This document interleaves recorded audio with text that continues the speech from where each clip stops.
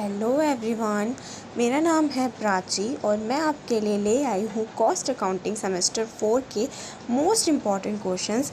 अगर आप BCom programme में एनरोल हैं by any mode, regular, SOL या एनसी वेब से, तो आपके लिए वीडियो बहुत इम्पॉर्टेंट होने वाली है। आज मैं आपको एग्ज़ाम से पहले जो मोस्ट इम्पॉर्टेंट क्वेश्चन है, अगर आप रिवीजन के लिए देख रहे हैं या आपने अभी तक प्रिपरेशन नहीं करी है, लास्ट मिनट प्रिपरेशन के लिए देख रहे हैं, तो वीडियो आपके लिए बहुत हेल्पफुल होने वाली है। इस वीडियो में आपको unit wise theory questions plus numerical questions उसी यूनिट के एक साथ आपको देखने को मिलेंगे। अगर आपने अभी तक प्रिपेयर नहीं करा है या आप प्रिपेयर्ड हो, तो आप क्या कर सकते हो, इन क्वेश्चंस को अच्छे से प्रैक्टिस कर सकते हो और आप अच्छा मार्क्स स्कोर कर सकते हो।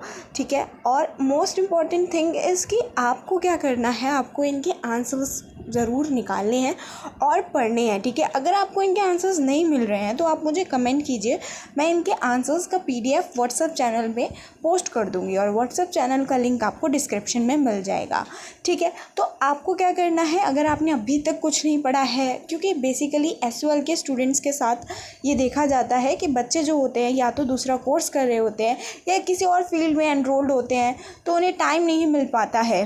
ठीक है, तो पढ़ नहीं पाते हैं, तो it is not the big thing. आपको क्या करना है, बस न्यूमेरिकल क्वेश्चंस की, जो कि ज़्यादा पार्ट आपका न्यूमेरिकल का पूछा जाता है अकाउंटेंसी जैसे सब्जेक्ट में, तो आपको ये न्यूमेरिकल क्वेश्चंस सीख लेने हैं। ठीक है, तो स्टार्ट करते हैं यूनिट नंबर 1 से। आइए शुरू करते हैं। सबसे पहला तो है आपका कॉस्ट अकाउंटिंग। ये क्वेश्चन काफ़ी इंपॉर्टेंट है, ये पूछा जा सकता है।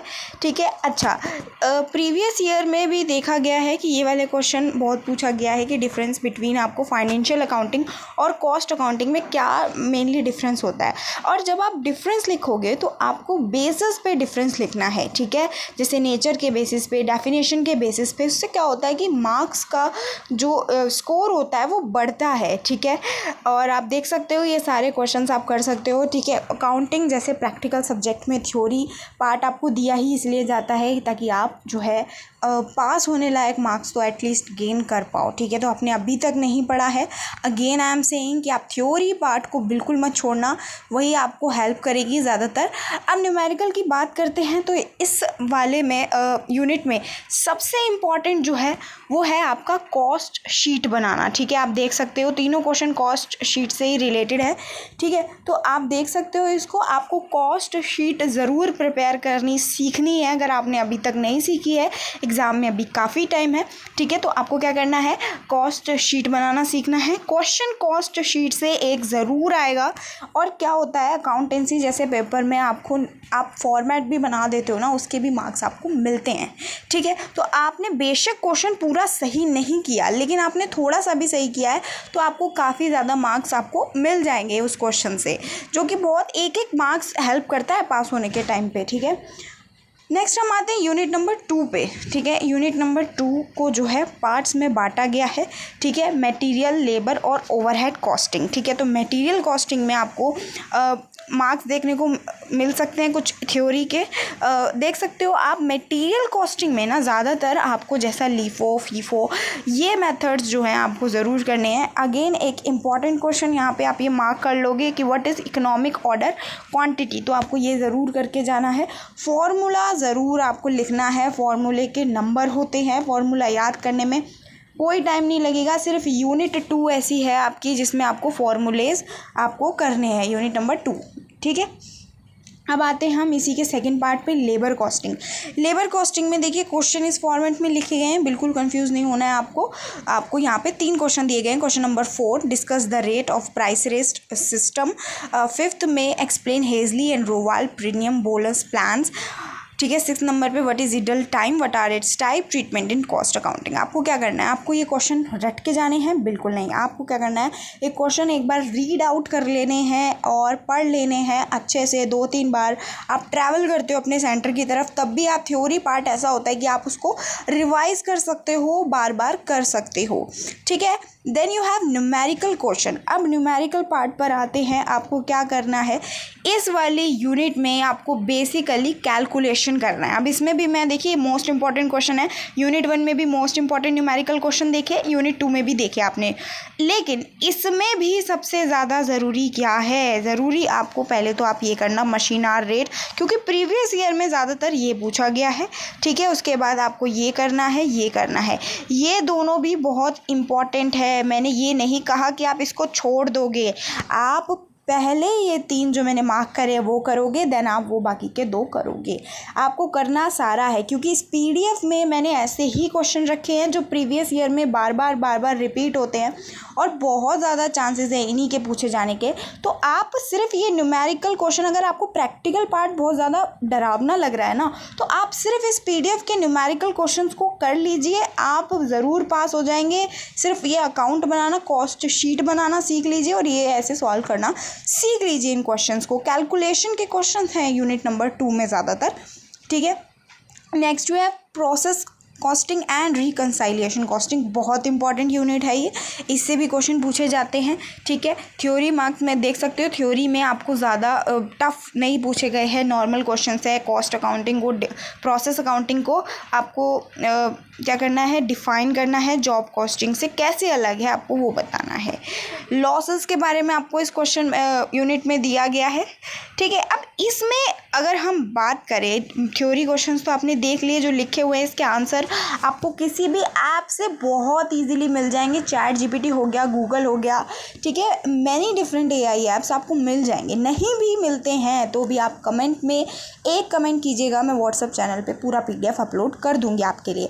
और उसके अलावा ये जो पीडीएफ है जो आप वीडियो में देख रहे हो, इसका लिंक भी आपको मिल जाएगा व्हाट्सएप चैनल पे। अब आते हैं यूनिट नंबर 3 के न्यूमेरिकल क्वेश्चन में। देखिए, सबसे पहले आपको यूनिट नंबर 1 में क्या बोला था कि आपको कॉस्ट शीट बनानी है। यूनिट नंबर 2 में कैलकुलेशन के क्वेश्चन है, EOQ के हो गए और आपका लीफो फीफो हो गया और आपका जो भी कैलकुलेट करना है बेसिकली उसमें वो है, ठीक है।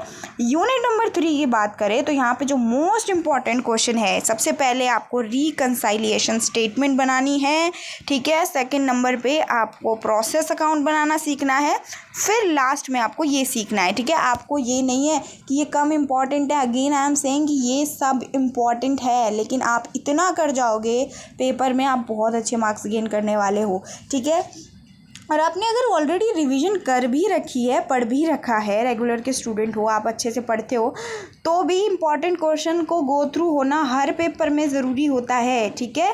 अब हम बात करते हैं यूनिट नंबर 4 की। इसमें भी मार्जिनल कॉस्टिंग से पूछा गया है और स्टैंडर्ड कॉस्टिंग और बजटिंग, इसके 3 पार्ट है। जैसा कि आपने यूनिट नंबर 3 में देखा, उसमें भी पार्ट्स थे, ठीक है। आप थ्योरी क्वेश्चन अच्छे से कर सकते हो। अब इसके न्यूमेरिकल क्वेश्चंस पे आ जाओ। देखिए, ये थोड़ा ना स्टैट्स से रिलेटेड है आपका जो भी ये यूनिट है, ठीक है। तो इसमें बच्चे ज़्यादातर कंफ्यूज होते हैं, लेकिन जब आप एक बार कर लोगे तो आपको कोई कंफ्यूजन नहीं होगी। आप देख सकते हो इसमें इम्पॉर्टेंट आपको सबसे ज़्यादा प्रीवियस ईयर में 5th नंबर पे जो आपका क्वेश्चन है ये रिपीट होता है, लेबर वेरिएंस, आपको कॉस्ट निकालनी होती है, रेट निकालना है, ठीक है। ये सब सबसे ज़्यादा आपका रिपीट होता है। उसके अलावा आप ब्रेक इवन पॉइंट वाला पहले कर लेना, बाकी के 3 आप बाद में कर सकते हो, ठीक है। तो अब हम थ्योरी पार्ट की बात करें तो आप देख सकते हो पूरे पीडीएफ में थ्योरी पार्ट कोई ज़्यादा नहीं है, बहुत इजी होता है अकाउंट्स का थ्योरी पार्ट, ठीक है। आप इजीली कर सकते हो, अगेन आंसर आपको मिल जाएंगे थ्योरी पार्ट के, बहुत इजीली, कहीं से भी नहीं मिलते हैं तो आप बताइए मुझे। अब न्यूमेरिकल की हम बात करते हैं तो आपको ऊपर से मैं बता देती हूँ कि आपको क्या करना है। यूनिट नंबर 1 की अगर हम बात करें तो यूनिट नंबर 1 में आपको कॉस्ट शीट करनी है, वो आपने देख लिया, कॉस्ट शीट बहुत इंपॉर्टेंट है उसमें। यूनिट नंबर 2 की अगर हम बात करें तो उसमें भी मैंने आपको बता दिया है कि आपको कैलकुलेशन करना है, EOQ हो गया, लेबर कॉस्ट, ओवरहेड, आपको ये सब बनाना सीख लेना है। यूनिट नंबर 3 की बात करें तो again unit number 3 process account और रिकंसाइलिएशन अकाउंट बनाना है। यूनिट नंबर 4 की बात करें तो आपको लेबर वेरिएंस, कॉस्ट और ब्रेक इवन पॉइंट एनालिसिस सीखना है, ठीक है। अब मैं बात करूँ तो इनमें सबसे ज़्यादा स्कोरिंग क्या है न्यूमेरिकल पार्ट में, और आपको पहले कौन सी यूनिट करनी चाहिए, बाद में कौन सी यूनिट करनी चाहिए। देखिए, सबसे पहले जो आपको करना है वो आपको यूनिट नंबर 1 करना है, उसके बाद आपको यूनिट नंबर 3 करनी है, क्योंकि ये जो 2 यूनिट हैं आपकी 1 और 3, ये मोस्ट स्कोरिंग यूनिट है और बहुत ईजी है, आप ईजीली कर सकते हो, ठीक है। आपको कोई बहुत ज़्यादा इसमें वो नहीं लगाना है, ठीक है। आप देखोगे तो आप अगर किसी भी चैनल पे पढ़ोगे तो आपको क्या है, बहुत ज़्यादा पूरी सीरीज़ आपको दिखाएंगे कि आपको स्टार्टिंग से करना है, एंडिंग तक करना है। लेकिन मैं जानती हूँ, आप जानते हो, इतना समय नहीं है आपके पास पेपर के लिए। अगर आपने बिल्कुल नहीं पढ़ा है, देखिए अकाउंट्स जैसा सब्जेक्ट है, काफ़ी ज़्यादा इसमें आपको एफ़र्ट करने होते हैं, ठीक है। समझ रहे हो बात को। तो आपको क्या करना है, अगर पास होना है तो आपको ये ज़रूर करना है कि यूनिट नंबर 1 और यूनिट नंबर 3 पहले करनी है, बाद में आप यूनिट नंबर 2 करोगे, देन आप यूनिट नंबर 4 करोगे। और क्वेश्चन किस सीक्वेंस में करोगे वो भी मैं आपको ऊपर बता चुकी हूँ, ठीक है। तो मुझे उम्मीद है कि आप बहुत अच्छे से पढ़ोगे, बहुत अच्छे से पेपर देकर आओगे, ठीक है। और कॉस्ट अकाउंट में आपकी बैक आने का कोई चांस नहीं रहेगा, आप इजीली पास कर जाओगे, आपको दोबारा से पेपर देने की हेडेक नहीं लेनी होगी, ठीक है। तो मुझे उम्मीद है कि आपको सब समझ आया होगा। कुछ समझ नहीं आया तो आप कमेंट कीजिए, अभी पेपर में टाइम है, मैं आपके डाउट को दूर करने की पूरी कोशिश करूँगी। तब तक के लिए पढ़ते रहिए, be serious and study hard.